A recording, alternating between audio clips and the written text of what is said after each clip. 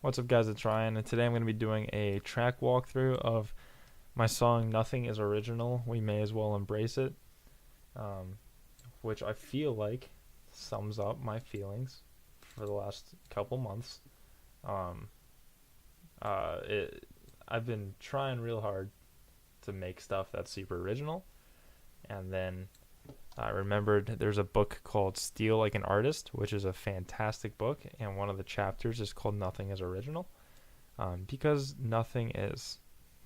Everything has already been done, essentially. It's how you take the things and combine them, which I thought was super interesting. So I wrote a like a house track, which is pretty poppy and a little generic, but I try to put my own little twist on it.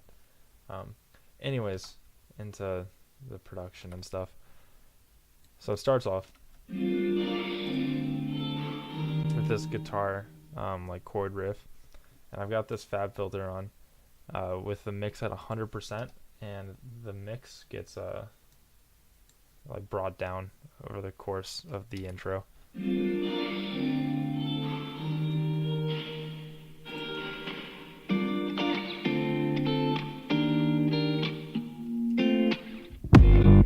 All right, and then the drums come in with the bass. So the drums. So this kick is JF kick blunt object. Let me find what a sample pack is from.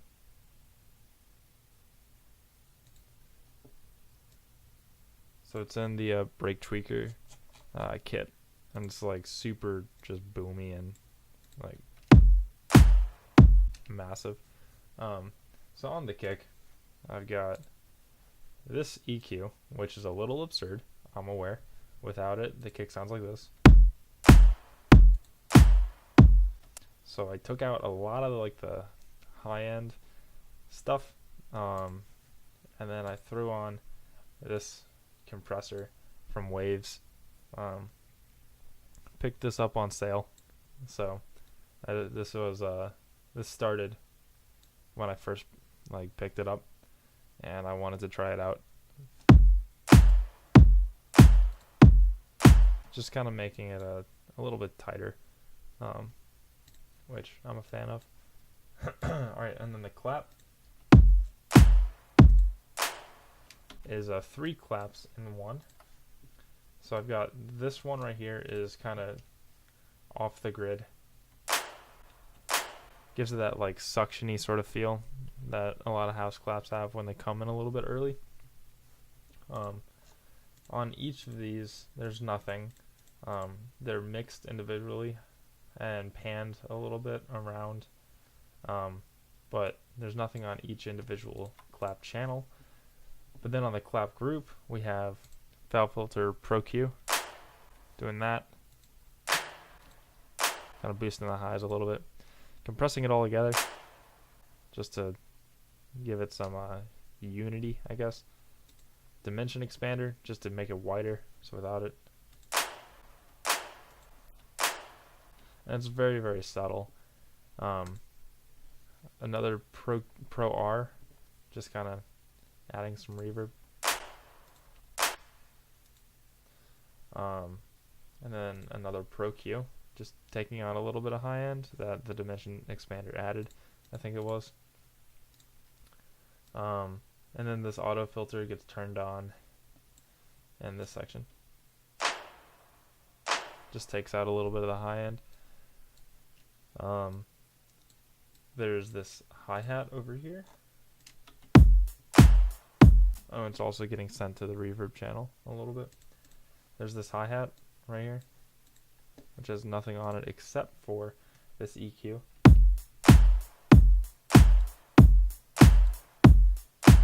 Which had an annoying frequency to me, apparently. So there's that panned reverb channel. There's this shaker part right here, which I actually played. You can You can buy an egg shaker on Sweetwater for like $3, and if you make any music and you don't have two of those things, I think you're doing it wrong, because it's super easy to just, because like you can find loops, but sometimes they'll just won't be what you want. But if you have the shaker and a microphone, you can just hit record and play it yourself, like run in, quantize it, and be done, you know. So I highly recommend it. It's like $2, like I said, free shipping, and they even send you a bag of candy. Go to Sweetwater and pick some up. So that's got this EQ on it without it.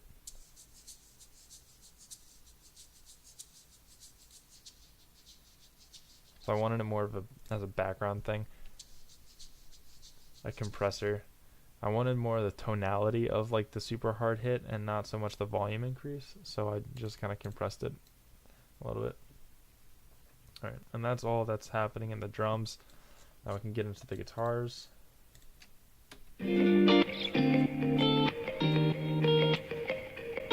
So on each individual track, there's nothing except for a little bit of panning and reverb channel.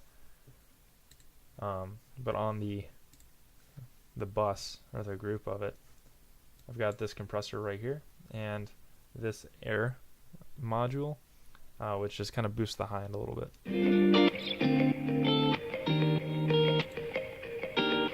And it's doing 1 dB, so it's really not even noticeable. I think I just did it to make myself feel better about it. Then we have this EQ, which taking out the low end, taking out some of the really high end, and then cutting that down right there by 1 dB, so not really even anything. I also forgot to mention up here, we have a sidechain channel, which if we solo it and listen to it, it's just kind of a click, and that's how I do my sidechain stuff. We have that sidechained, or rather that hits every time the kick or clap hits. So we have that sidechain to the guitars, so if we listen to it, we can see the gain reduction happening. We have this utility, which gets automated, apparently. Yeah, throughout the song, it gets automated a few dB. We have a shaper box, which gets brought in right around here. Oh, it actually doesn't do anything on the guitars. My bad. And then we have the fab filter that goes from 100 to 0 mix in the beginning part right there. Then we have this bass, which is kind of the same bass line the entire way through.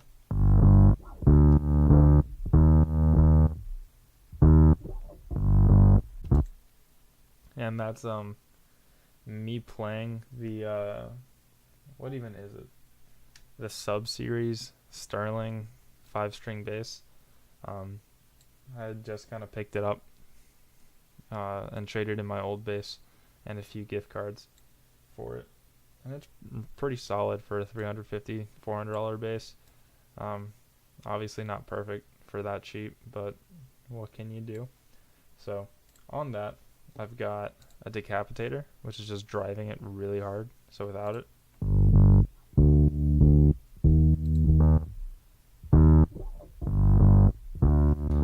So this thing kind of destroys it, and is where 99% of the tone is coming from. I have it on the T setting, or style, and punish on, and then the rest you can kind of just see for yourself. Virtual mix rack. I've got this thing. It's the deep strip. Kind of, what's it called? Dream strips or whatever. Whatever they ended up naming that thing. It's got this preamp on, which I'm not really having it do anything. And then I have low frequencies getting turned down a little bit, because it was a bit absurd. Then I have this blue edition FG 116, compressing it a little bit, at around 3 to 5 dB, ratio of 4. So pretty hard, and it's not a super dynamic part to begin with. I just wanted it all to be leveled out because this is like an electronic housey sort of vibe, and then I'm having it turned up about 6 dB with the tremor. Okay, or about 5 dB with the tremor.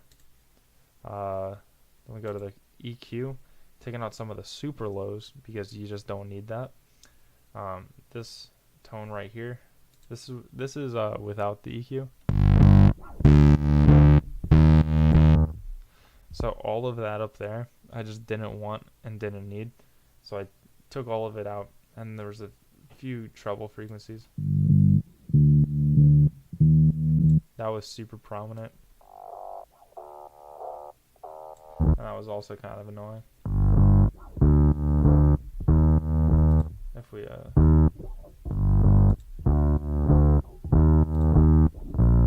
it just cleans it up a little bit. And then that's getting sidechained to the same sidechain channel as the guitars.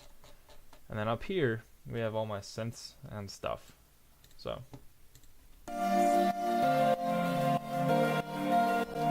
Alright, so let's break this down. There's 3 things in here. This is a very track sparse song. It's only got 19 channels, and that's including like the groups and the sidechains. Which is very low for me. So we have this piano distort, which is actually one of my favorite sounds that I've ever made. It's the Maverick, which is a contact library for a piano or a grand piano, then an Echo Boy, and then a reverb with a crazy amount of reverb. And this EQ, I don't want any low end reverb, and I wanted this to dip, or this decay to dip drastically, and the mix is super high. Then I'm running it through Saturn, which is where most of the tone is coming from.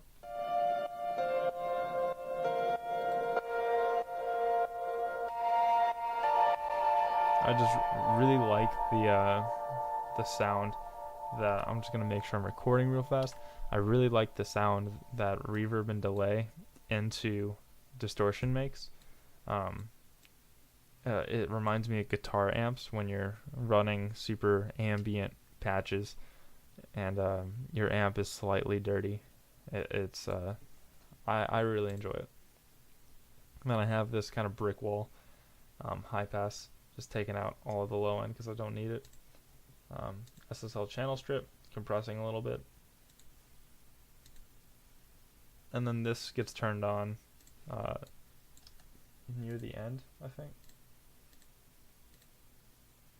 Yeah, this last section. This gets turned on, just kind of takes out some of the extreme ends of the EQ. It's getting sent to the reverb channel. And we have this pad, which is actually just a serum. So we have this basic weird chord shape or wavetable, 7 voices, a bit of detune,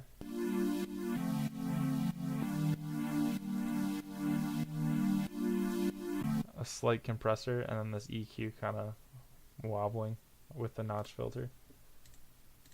We have this ARP,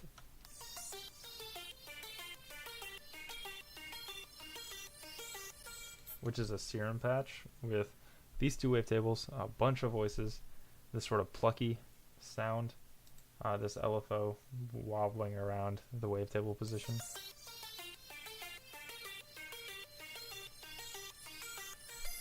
Some distortion with Saturn, some reverb with Pro R, and that's just stock messing with the mix, and then this EQ.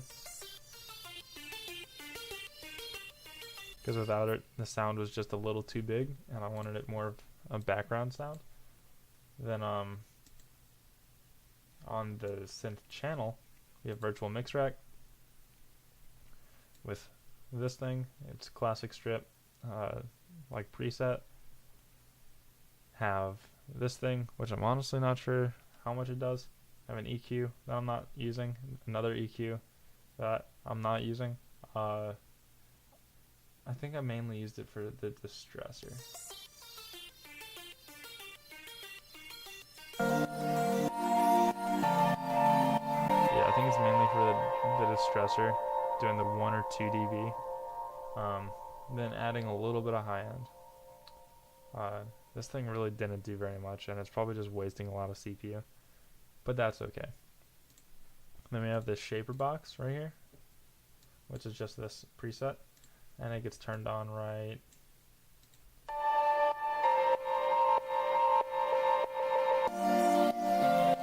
And that's the only time it gets used in the entire song. Alright, so if you go over here, this is the reverb channel. It's just Pro R with these settings. If we solo it out,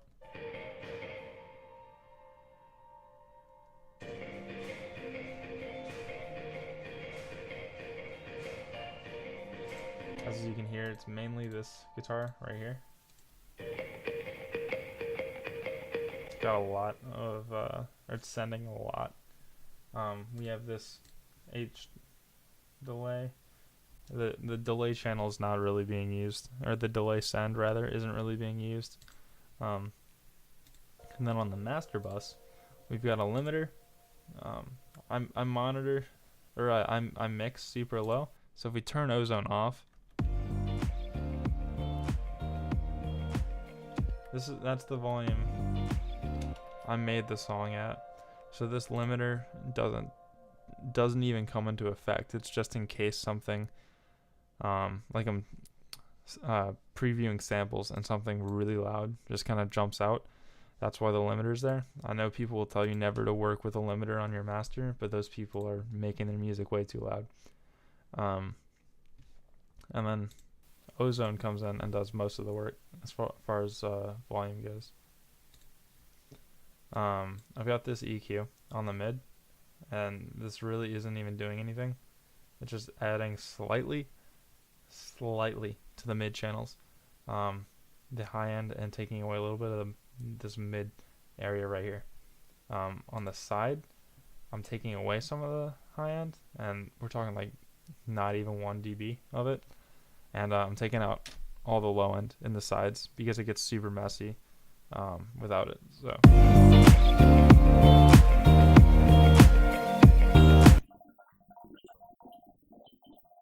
super subtle, but it cleans up the stereo information super nicely. Have this dynamics module, which is just kind of keeping levels in check in every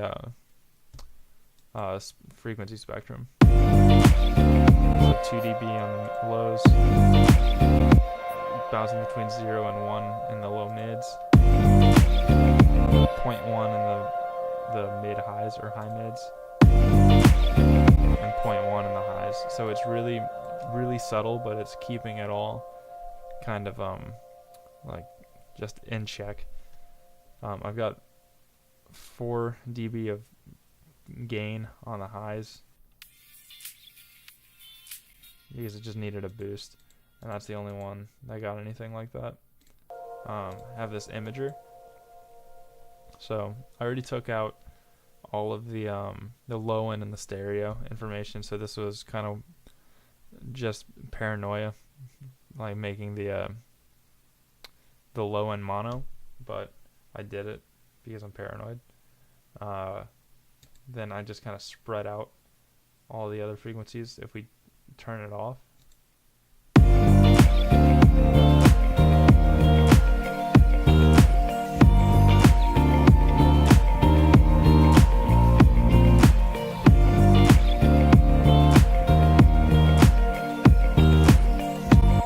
kind of just opens it up, you know, makes it feel a little more full. Then we have the maximizer, which is where all of the volume is coming from, like before. Yeah. So I've got the threshold basically all the way down, and